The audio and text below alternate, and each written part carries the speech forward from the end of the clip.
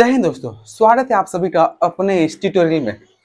आज के सेशन में हम देखने वाले हैं एनटीपीसी इंटर लेवल पे जो एग्जामिनेशन होने वाला है हाल ही में, उसमें मैथ और रीजनिंग के किस तरह के संभावित सवाल आ सकते हैं।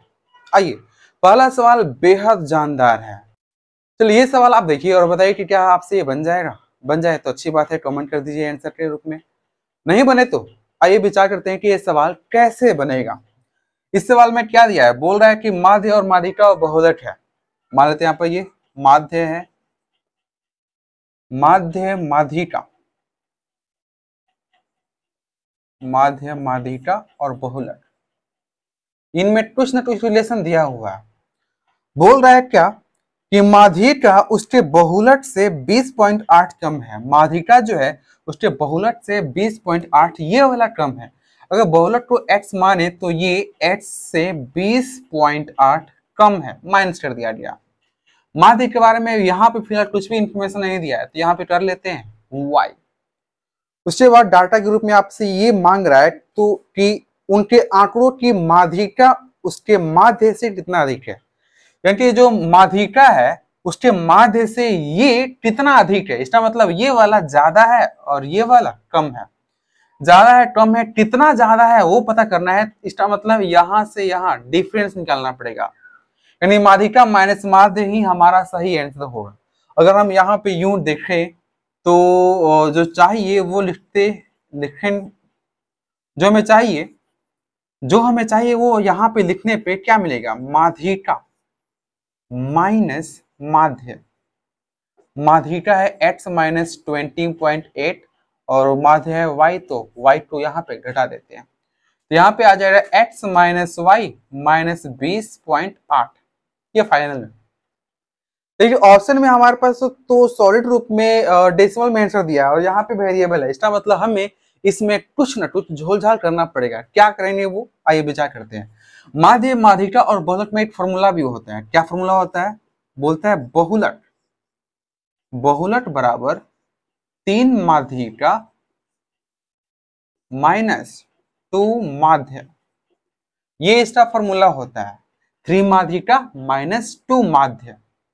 तो यहाँ पे रिजल्ट के रूप में क्या मिलेगा, बहुलक हमारे पास है क्या, x है, तो यहाँ पे रख लेते हैं x बराबर 3 माध्यिका क्या है, ये x माइनस 20.8 माइनस 2 माध्य क्या है, y है, यहाँ पे y कर लिया गया। इस 2y को इधर लेकर आते हैं तो x प्लस 2y हो जाएगा। यहाँ पर इनको सॉल्व करें तो 3x माइनस ये मल्टीप्लाई करने पे 24 और 3 दूनी 6, 62.4 हो जाएगा। सही बोल रहे हैं क्या, जी हाँ सही बोल रहे हैं। इस 3x को इधर लेकर आए तो क्या लगता है माइनस में आ जाएगा, इधर लेकर आए या फिर उधर लेकर आए। हमारे पास ये 3x x वाला प्लस में है तो इन सबको ही उधर लेकर जाते हैं और इस टू बेचारे को इधर लेकर आते हैं तो हमारे पास 62.4 बराबर हो जाएगा 3x minus x minus 2y। तो 62 माइनस 4 बराबर ये 3x माइनस x कितना, 2x माइनस 2y। यहाँ से 2 को कॉमन निकालकर इधर भेज देते हैं तो 62.4 बट्टा में 2 बराबर x माइनस वाई हो जाएगा।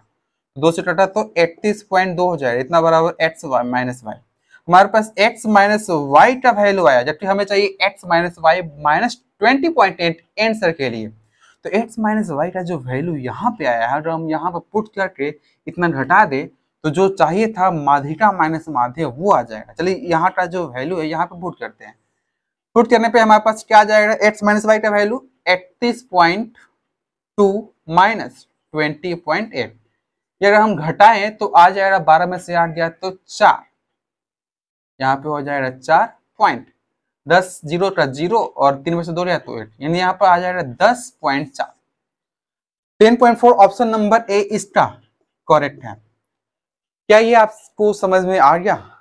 अगर समझ में आ गया तो बहुत अच्छी बात है, अगर समझ में नहीं आया है तो फटाक से कमेंट करेंगे आप कि किस सेक्शन में दिक्कत है, फॉर्मुलेशन वाला दिक्कत है या फिर कुछ और, अवश्य आप बताइएगा। ठीक है, चलिए अगले सवाल के ग्रुप में।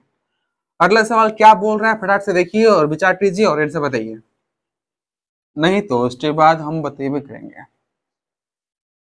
अगला सवाल पे फटाक से विचार कीजिए, क्या वो आपसे बनेगा, यस और नो। चलिए सवाल के रूप में पहले तो ये देख लेते हैं कि क्या पूछ रहा है, डिमांड क्या है। बोल रहा है पी एम का मान ज्ञात करें, पीएम निकालना है। इसमें क्या दिया है, पी और एम का योगफल दिया है 12 और पी का क्यूब प्लस एम का क्यूब बराबर दिया है 360। तो दोस्तों पीएम का मान यहाँ पे कैसे आएगा, पीएम प्राइम मिनिस्टर के रूप में नहीं है बल्कि यहाँ पे वैल्यू पूछ रहा। पीएम यानी कि पी और एम का मल्टीप्लिकेशन क्या आएगा, तो जो हमारे पास तथ्य दे रहते हैं उस बेसिस पर ही हमें निकालना पड़ता है। यहाँ पर 360 है केवल, तो यहाँ P cube plus M cube, इनका जो वैल्यू है वो 360 दिया हुआ है। तो क्या हम इसको इन रूपों में ढाल सकते हैं, तो जी हाँ। फॉर्मूला क्या आपको पता है, मुझे तो पता है, आपको पता है? अगर आपको पता होता तो अवश्य बना लेते, नहीं पता हो रहा शायद इस वजह से नहीं बन रहा। आइए, पता है तो अच्छी बात है, नहीं पता है तो यहाँ पे देखिए इसका फॉर्मूला होता है P प्लस एम का whole cube minus 3PM into P plus M, कितना बराबर दिया था वैल्यू 360। ये फॉर्मूला यहाँ से आ रहा है, A cube plus B cube बराबर ए प्लस बी का whole cube minus 3AB into A plus B, ये फॉर्मूला है इसका। चलिए पी प्लस एम का वैल्यू यहाँ पे 12 है तो यहाँ पे 12 रख लेते हैं, 12 का क्यूब माइनस 3 पीएम का वैल्यू तो चाहिए निकालना है और यहाँ पे आया है 12 बराबर 360। अब यहाँ पे 12 का क्यूब निकालना पड़ेगा, 12 का स्क्वायर होता है 144, 144 में और 12 से मल्टीप्लाई करना पड़ेगा, बरचौ 48, बरचौ 48, 12 कम 12, 8 4 12, 4 2 6 7, 1728, यार 1728 माइनस ये बढ़तियां 36 होता है, या फिर 3PM इंटू 12 ही कर लेते हैं, बराबर 360 है। 360 इधर लाकर घटाएंगे और इनको प्लस में उधर भेज देते हैं, तो 1728 में से हम 360 को घटाएंगे और इधर 12 गुणे 3 PM बचा हुआ। घटाने पे क्या आ जाएगा, 8 तो 8 आ जाएगा, 12 में से 6 गया तो 6 आ जाएगा, 17 में से 3 गया तो नहीं, 16 में से 3 गया तो 13 जाएगा, 1368 बराबर 12 गुणे 3 PM। चलिए इनका वैल्यू निकाला जाए, 12 से 12 एकम 12, 8 6 12 एकम 12, 4 8 बरचौ 48, क्या 3 से कट जाएगा, देख लेते हैं, 3 के 9 2 4 8 24, यानी ये भी 38 बार में कट गया। इसका मतलब यहाँ पर पीएम का जो वैल्यू आएगा वो 38 आएगा। It's final answer. आशा है ये सवाल भी आपको अच्छे से समझ में आ गया होगा दोस्तों, मेरे प्यारे दोस्तों, प्यारे प्यारे। खैर अब अगले सवाल की तरफ बढ़ते हैं हम लोग, देखते हैं अगला सवाल क्या है। फॉर्मुलेशन तो भैया याद करना ही पड़ेगा, अगर फॉर्मुलेशन याद नहीं रहेगा तो आप सवाल को देखते रह जाएंगे, ताकते रह जाएंगे, लेकिन अपने आप से वो बनने वाला नहीं है। आइए अगले सवाल की तरफ बढ़ते हैं और देखते हैं अगला सवाल में है क्या। आपको स्क्रीन पर तो नजर आ ही रहा होगा, अब फटाफट से बताइए इस क्वेश्चन का आंसर क्या होगा। कमेंट प्लीज, कमेंट करना बहुत जरूरी है दोस्तों, मेरे प्यारे प्यारे दोस्तों। अब इस सवाल में बोल रहा है कि एक समबाहुभुज है और समबाहुभुज के अंतःकोणों का जो योगफल है 1260 डिग्री है। क्या दिया है, अंतःकोणों का योगफल 1260 डिग्री। अच्छा कोई भी मान लीजिए समबाहुभुज हो तो उसके अंतःकोण का योगफल का फॉर्मूला जो होता है वो क्या होता है, अगर भुजा n हो तो n-2 इंटू 180 डिग्री, ये होता है अंतःबहुभुज के योगफल का फॉर्मूला। अगर यहाँ पे इस बेसिस पे अगर हम उस बहुभुज के साइडों की संख्या निकालना चाहें तो हमारे पास क्या आ सकता है, 0 से 0 कैंसिल हो गया, 68 26 से n बराबर 2 माइनस में है तो उधर गया तो प्लस में चला जाएगा, 7 2 9 हो गया, यहाँ पर n बराबर आ गया 9, यानी कि 9 भुजाओं वाला ये बहुभुज है। अब इसमें विकर्ण की संख्या निकालना है, तो विकर्ण की संख्या के लिए हमारे पास एक फॉर्मूला होता है दोस्तों। अगर विकर्ण की फॉर्मूला निकालने फॉर्मूला और याद नहीं होगा, समबाहुभुज हो उसमें विकर्ण निकालना हो तो अगर बिना फॉर्मूला के अगर बनाएंगे तो समय लग जाएगा, बनेगा अवश्य और कहीं में फॉल्ट हुआ तो सीधे एकदम चला भी जाएगा, ठीक है। इसलिए विकर्ण का फॉर्मूला आप याद रखें, विकर्ण बराबर n इंटू n-3/2, ये होता है फॉर्मूला विकर्ण निकालने का फॉर्मूला। जैसे अगर हम बात करें यहाँ पर ये है चतुर्भुज, इसमें कितने विकर्ण होते हैं, 1 और 1 2 ही होता है, तो साइड कितना होता है, इसमें 4 होता है ना, तो यहाँ पर 4 रखे तो 4 - 4 - 3 बटा में 2, 2 दूनी 4 और 4 में 3 है तो 8 इंटू इंटू 1 दैट इज 2। यहाँ पे हमारे पास ये फॉर्मुलेशन सही जा रहा है। तो अगर हम यहाँ पे n का वैल्यू रखे तो कितना आ सकता है 9 इंटू 9 माइनस 3/2। 9 हो गया, 9 में से 3 गया तो 6 बचेगा और यहाँ पे 2, 2 से 3 बार 9 3 27, यानी कि इस क्वेश्चन का फाइनली जो आंसर होगा वो होगा 27 दिया ऑप्शन नंबर सी में। आशा है ये सवाल आपको समझ में आ गया होगा। मेनली इसमें फॉर्मूला था, फॉर्मूला याद है बनेगा, नहीं याद है उधियाते रह जाएगा। चलिए अगले सवाल की तरफ बढ़ते हैं। अगला सवाल देखिए और बताइए कि क्या ये आपसे बनेगा, नहीं बनेगा तो प्लीज कमेंट, अरे बन जाएगा तो बन जाएगा तो अच्छी बात है। फटाफट से बना टेस्ट कमेंट कीजिए आंसर।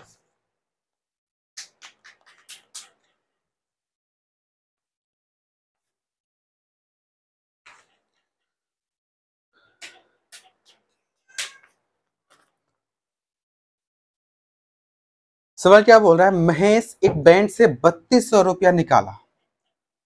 3200 रुपया जो है महेश बैंक से निकालता है, जिसमें से कुछ 50 रुपए के नोट है, 50 रुपए के नोट है और कुछ 100 रुपए के नोट है। ठीक बोल रहा है 50 के नोट और 100 के नोट, इनका जो योगफल है वो टोटल 33 है, यानी 33 नोट है कोई। तो पूछना चाहे कि उससे 50 रुपए के कितने नोट मिले। सबसे पहले आपको बेसिक जो थीम होता है उसी तक बताते हैं आपको, उसके पश्चात सबसे शॉर्टेस्ट विधि भी आपको बताया जाएगा। ध्यान दीजिएगा, मान लेते हैं कि 50 के नोटों की संख्या है x, तो 100 वाले की संख्या कितना हो जाएगा 33 माइनस एक्स, 33 माइनस एक्स संख्या हो जाएगा। 50 रुपया का एक नोट होता है तो 50 में 8 से मल्टीप्लाई करने पर रुपया में आ जाता है। वही 50 के नोटों की संख्या 2 हो तो 50 दूनी 100 रुपया हो जाता है। यानी कि 50 के नोटों की संख्या में 50 से मल्टीप्लाई करने पर उसका मूल्य पता चल जाता है। तो अगर हम 50 में x से मल्टीप्लाई करें तो मूल्य पता चल जाएगा। 100 में भी अगर उसकी संख्या से मल्टीप्लाई करें